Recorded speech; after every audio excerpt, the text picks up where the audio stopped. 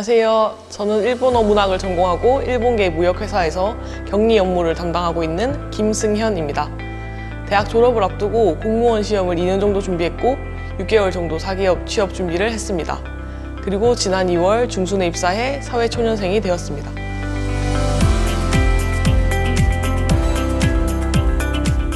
일본 후쿠오카 대학으로 1년간 교환학생을 다녀와 5년간 대학 생활을 했습니다. 5학년 2학기에 공무원 시험을 준비하게 되었습니다. 공무원 시험을 준비했던 이유는 시민생활에 도움이 되는 직업을 갖고 싶었고 공무원 조직 생활에도 적응을 잘 할 수 있을 것 같았기 때문입니다. 하지만 생각보다 심적으로, 신체적으로 지치고 금전적인 부담도 컸기에 그만두고 사기업 취업 준비를 하게 되었습니다.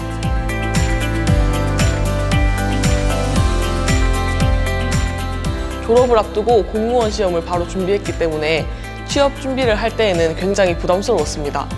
어떤 방향으로 취업 준비를 해야 할지도 모르겠고 취업 준비를 위해 어떤 것을 해야 하는지도 막연하게 알았기 때문입니다. 이제 처음에는 교내 취업상담센터에서 취업 상담을 받았습니다.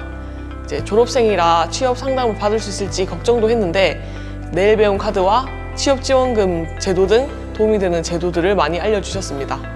그리고 부산 북부 고용복지 플러스 센터에서 내일 배움 카드, 취업지원금 제도에 대해서 자세하게 설명을 듣고 추후 맥시머스 신라대 지점에서 취업지원금 지급을 위한 개인 상담을 6번 정도 했습니다. 제도적으로 지원을 받은 것은 이제 앞에서 말한 기간에 도움이 컸는데 심적인 지원을 받게 된 것은 사상 여성세일센터였습니다.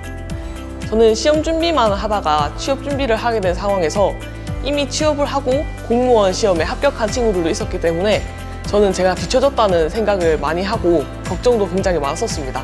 그러던 차에 사상 여성세일센터에서 무료 취업 특강이 있다는 문자를 받고 잘 모르니까 그냥 가볍게 특강을 들어보자 정도로 생각을 해서 참여하게 되었습니다.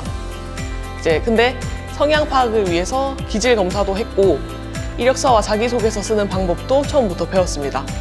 하지만 제일 좋았던 것은 경력 단절 후에 재취업을 위해서 찾아오신 다른 선생님들을 보고 꿈을 이루기 위한 노력은 나이와 상관없다는 것을 알았고 많은 위안을 받았습니다.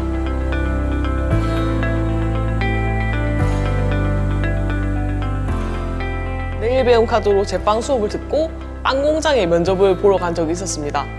담당자님께서는 이제 제 이름만 보고 남자로 착각을 하셔가지고 면접을 보러 오라고 하셨던 건데 저는 이제 그때를 계기로 취업 방향을 다시 잡고 전공인 일본어를 살려야겠다고 생각을 해서 마침 취업지원금 담당자님이 지원해보라고 권해주신 회사에 합격을 해서 출근을 하고 있습니다.